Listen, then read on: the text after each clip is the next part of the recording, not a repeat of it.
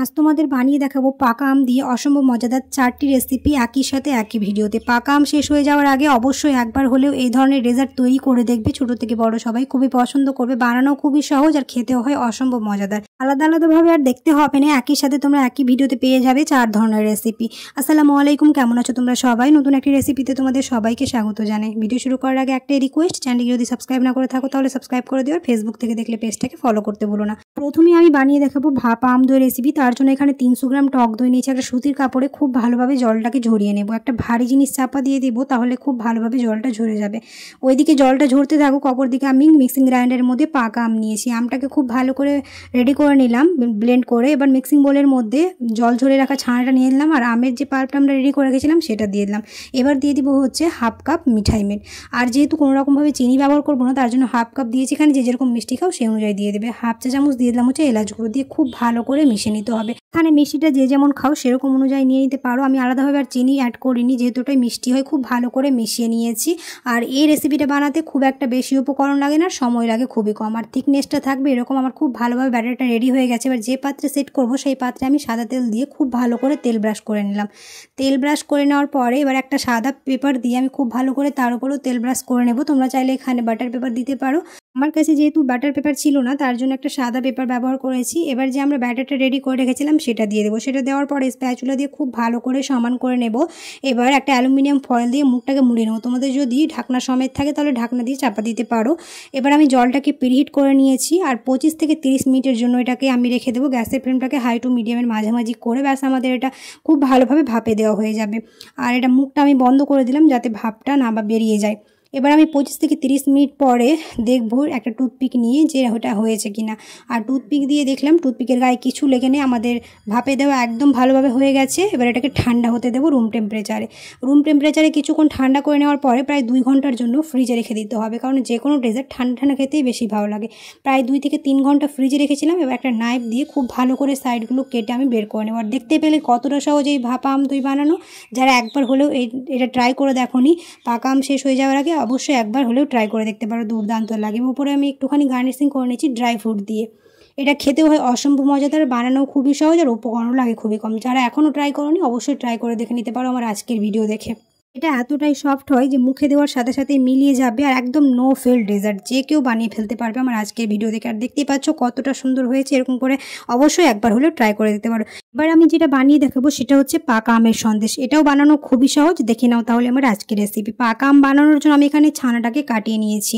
এবার ছানাটাকে খুব ভালো করে মথে নিতে হবে। যত আমরা এটাকে মথে নেব তত এটা খুব ভালো স্মুথ হবে। তো এরকম করে হাতের এক প্রান্ত দিয়ে খুব ভালো করে এটাকে মেখে নিতে হবে। খুব ভালো করে যখন এটা মেখে হয়ে যাবে, আর খুব বেশি আবার মেখে নিতে হবে না, নাহলে আবার ফ্যাট রিলিজ হয়ে গেলে মিষ্টিটা ভালো হবে না। তো খুব ভালো করে আমি মেখে নিয়েছি। এবার আমি এখানে একটা পাকা আমের পাল্প রেডি করে নিয়েছি, একটা কড়াইয়ের মধ্যে ঢেলে দিলাম।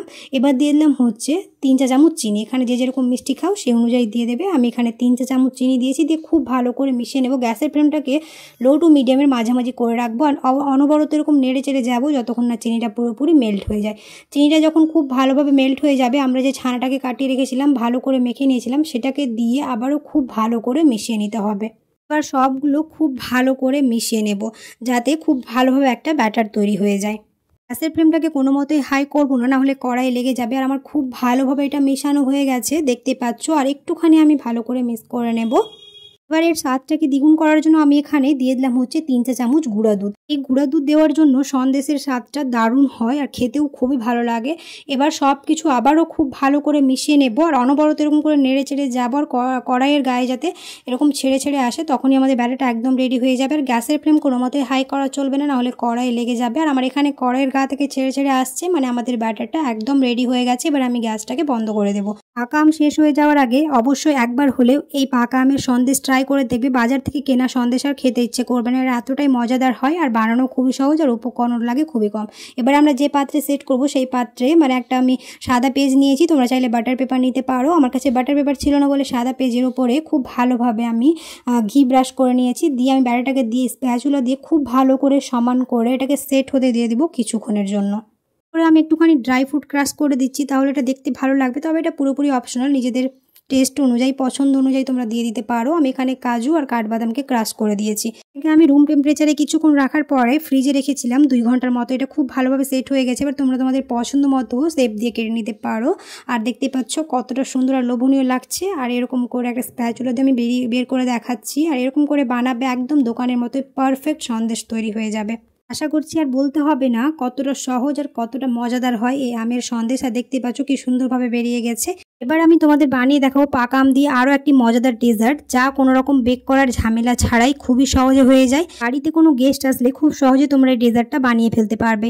এই ডেজার্ট বানানোর জন্য একটা মিক্সিং গ্রাইন্ডারের মধ্যে 2টো পাকা আম আমি টুকরো টুকরো করে কেটে নিয়েছি। একটুখানি লিকুইড দুধ দিয়েছি আর দিয়েছি হচ্ছে গুঁড়া দুধ। এই গুঁড়া দুধ দেওয়ার জন্য স্বাদটা খুব ভালো আসে। এবার এটাকে খুব ভালো করে ব্লেন্ড করে নেব। এবার আমি একটা বাটিতে এটাকে ঢেলে এক সাইডে রেখে দেবো। অপর দিকে আমি এখানে একটা কড়াই বসিয়ে নেব। কড়াইয়ের মধ্যে দিয়ে দেবো হচ্ছে এখানে 500 ml লিকুইড দুধে। আমি এখানে ফুল ফ্যাট লিকুইড দুধ নিয়েছি। তোমরা এখানে যে কোনো ধরনের লিকুইড দুধ নিয়ে নিতে পারো। আমি আগে থেকে জাল করে ঘন করে রেখেছি। এবার দিয়ে দিব হচ্ছে চিনি। এখানে আমি 2 চা চামচ চিনি নিয়েছি। এখানে যে যেরকম মিষ্টি খাও সেই অনুযায়ী তোমরা এখানে চিনিটা অ্যাড করতে পারো। এবার খুব ভালো করে মিশিয়ে নেব। যেহেতু আমি এখানে মালাইটা রেডি করবো, একটুখানি ঘন ঘন রাখতে হবে, তার জন্য এখানে 3 চা চামচ দিয়ে দিলাম হচ্ছে গুঁড়ো দুধ। গুঁড়ো দুধ দেওয়ার পরে খুব ভালো করে মিশিয়ে নেব। এর মালাইটা যেমন খেতে মজার হয় আর এটা ডেজার্টটাও বানানো খুবই সহজ। এবার খুব ভালো করে মিশিয়ে নেওয়ার পরে এবার এখানে দিয়ে দিব হচ্ছে কর্নফ্লাওয়ার। আমি এখানে 1 চা চামচ কর্নফ্লাওয়ার দিয়েছি যাতে এটা খুব ভালোভাবে মালাইটা ঘন হয়ে যায়। গ্যাসের ফ্লেমটাকে হাই টু মিডিয়ামের মাঝামাঝি করে রেখে এরকম অনবরত নাড়িয়ে চাড়িয়ে আমরা মালাইটাকে রেডি করে নেব। খুব ভালো করে মিশিয়ে নিতে হবে। আর থিকনেসটা আমাদের এরকম থাকবে, কারণ এটা ঠান্ডা হয়ে যাওয়ার পরে আর একটুখানি জমাট বাঁধবে। তাই আমি এরকম করে খুব ভালো করে অনবরত নাড়িয়ে চাড়িয়ে নিয়েছি। আর কড়াই এরকম সাইডে লেগে গেলে এরকম স্প্যাচুলা দিয়ে খুব ভালো করে ছড়িয়ে নিতে হবে, নাহলে এটা কড়াই লেগে যাবে। আর আমার থিকনেসটা দেখিয়ে দিচ্ছি কেমন হয়েছে। এবার আমি গ্যাসটাকে বন্ধ করে দেবো। বন্ধ করে এরকম অনবরত আরও কিছুক্ষণ এরকম নেড়ে চেড়ে দেবো যাতে এটা ঘন হয়ে যায় আর একটুখানি ঠান্ডা হয়ে আসে। কারণ ঠান্ডা হয়ে যাওয়ার পরে এটা একটুখানি যেহেতু ঘন হয়ে যাবে, তার জন্য আমি গ্যাসটাকে বন্ধ করে দিয়েছি। অপরদিকে আমি এখানে ব্রেড নিয়েছি। ব্রেডের 4-5টা এরকম করে কেটে নিয়েছি। এখানে যে যেরকম কোয়ান্টিটি করবে সেই অনুযায়ী নিয়ে নেবে। এবার যে আমরা আমের পাল্পটা রেডি করে রেখেছিলাম, সে আমের পাল্পে আমরা ব্রেডটাকে চুবিয়ে নেব। খুব বেশিক্ষণ রাখতে হবে না, নাহলে ভেঙে যাবে। চুবিয়ে তাড়াতাড়ি করে যে পাত্রে আমরা সেট করব সেই পাত্রে আমরা এটাকে রেখে দেব। এটাকে সেট করার জন্য তোমরা যে কোনো পাত্র নিয়ে নিতে পারো। আমি এখানে কাঁচের স্কোয়ার শেপের একটা বাটি নিয়েছি। এবার খুব ভালো করে চুবিয়ে নিয়ে এবার যে আমরা মালাইটা রেডি করে রেখেছিলাম সেটাকে এবার ওপর থেকে দিয়ে দেব। মালাইটা দেওয়ার পরে এখানে এবার দিয়ে দিব হচ্ছে আম কেটে রাখা ছোটো ছোটো টুকরোগুলো। যেহেতু আমের বানাচ্ছি, একটুখানি মুখে বললে খেতে ভালো লাগবে, তাই ওপরে আবারও আমি একটুখানি ছোটো ছোটো ক্রাশ করে রাখা আম দিয়ে দিলাম। আমগুলো দেওয়ার পরে আবারও আমি ব্রেড এরকম আমের মধ্যে চুবিয়ে আবার ওপরে লেয়ার করে নেব। এরকম প্রত্যেকটা লেয়ার করে নেব, তাহলে কি দেখতে ভালো লাগবে এবং খেতেও ভালো লাগবে। এবার ওপরে এরকম করে আবারও লেয়ার দিয়ে আবারও এরকম মালাইটা দিয়ে দেব। মালাই দেওয়ার পরে এবার ওপরে আবারও আম ছোটো ছোটো করে কেটে রাখার টুকরোগুলো দিয়ে দেব। আমের এই ডেজার্টটা বানিয়ে দেখবে কোনো রকম বেক করার ঝামেলা ছাড়াই হয়ে যায়। গেস্ট আসলে খুব সহজে আমরা এটা বানিয়ে ফেলতে পারবো মাত্র কয়েক মিনিটে।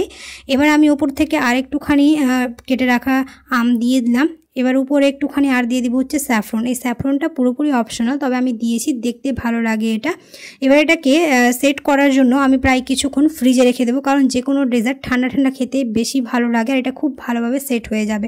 আমি প্রায় 3 ঘন্টার মতো রেখেছিলাম। এবার আমি 3 ঘন্টা পরে বের করেছি। এবার তোমাদের কেটে দেখাচ্ছি। আর দেখতে পাচ্ছ কতটা লোভনীয় লাগছে এই ডেজার্ট। পাকা আম শেষ হয়ে যাওয়ার আগে এই ডেজার্টগুলো তোমরা একবার হলেও ট্রাই করে দেখতে পারো, না হলে মিস করে যাবে। এটা এতটাই খেতে মজাদার হয় আর বানানো খুবই সহজ। একদম নো ফেল ডেজার্ট, যে কেউ বানিয়ে ফেলতে পারবে আমার আজকে ভিডিও দেখার। এবার আমি তোমাদের বানিয়ে দেখাবো পাকা আম দিয়ে ম্যাঙ্গো মিল্ক পুডিং, যেটা বানানো খুবই সহজ। মাত্র 2 থেকে 3টা উপকরণ থাকলেই হয়ে যায়। তার জন্য আমি এখানে নিয়েছি হচ্ছে কড়াইয়ের মধ্যে দিয়ে দিলাম হচ্ছে 500 ml লিকুইড দুধ। আমি এখানে ফুল ফ্যাট লিকুইড দুধ নিয়েছি। তোমরা এখানে যে কোনো ধরনের লিকুইড দুধ নিয়ে নিতে পারো। এবার দিয়ে দিব হচ্ছে চিনি। আমি এখানে 2 চা চামচ চিনি নিয়েছি। এখানে যে যেরকম মিষ্টি খাও সেই অনুযায়ী নিয়ে নেবে। আমি এখনও কিন্তু গ্যাসটা ধরাইনি। এবার দিয়ে দিলাম হচ্ছে 1 চা চামচ আগার আগার। এই আগার আগার তোমরা যে কোনো সুপার শপে পেয়ে যাবে, যে কোনো তরল জিনিসকে জেলি বানাতে কাজে লাগে। এবার খুব ভালো করে মিশিয়ে নিয়ে এবার আমি গ্যাসটাকে ধরিয়ে দেবো। এবার খুব ভালো করে যখন একটা বলদ উঠে আসবে তখন ওর মধ্যে কেটে রাখা আমি আম দিয়ে দেবো। আমি এখানে একটা বড় সাইজের পাকা আম নিয়েছি, এই চৌকো সাইজ করে কেটে নিয়েছি। এবার দেওয়ার পরে আবারও খুব ভালো করে মিশিয়ে নিয়ে আর 1 থেকে 2 মিনিট এরকম ফুটিয়ে নিতে হবে। ব্যাস আমাদের ব্যাটারটা একদম রেডি হয়ে যাবে। আর 2 থেকে 3টা উপকরণ থাকলে ম্যাঙ্গো মিল্ক পুডিং যে কোনো সময় তোমরা বানিয়ে ফেলতে পারবে। এবার যে পাত্রে সেট করব সেই পাত্রে আমরা এটাকে ঢেলে দেবো। এটাকে ঢেলে দেওয়ার পরে খুব ভালো করে মিশিয়ে নিয়ে আমি এটাকে এক সাইডে রেখে দেবো প্রায় 30 মিনিটের জন্য। আর 30 মিনিট পরে তোমাদের দেখাবো এটা কত সুন্দরভাবে জমে যাবে। আর এই ম্যাঙ্গো মিল্ক পুডিং বানানো খুবই সহজ, মাত্র 2 থেকে 3টা উপকরণ লাগে আর সময় লাগে খুবই অল্প। যারা কোনোদিন একবার হলেও ট্রাই করনি অবশ্যই ট্রাই করে দেখতে পারো। পাকা আম শেষ হয়ে যাওয়ার আগে এইরকম ডেজার্ট যা ছোট থেকে বড় সবাই খুবই পছন্দ করবে, আর টেবিলের মূল আকর্ষণ হবে এই ডেজার্টগুলো। তোমরা একবার হলেও ট্রাই করে দিতে পারো।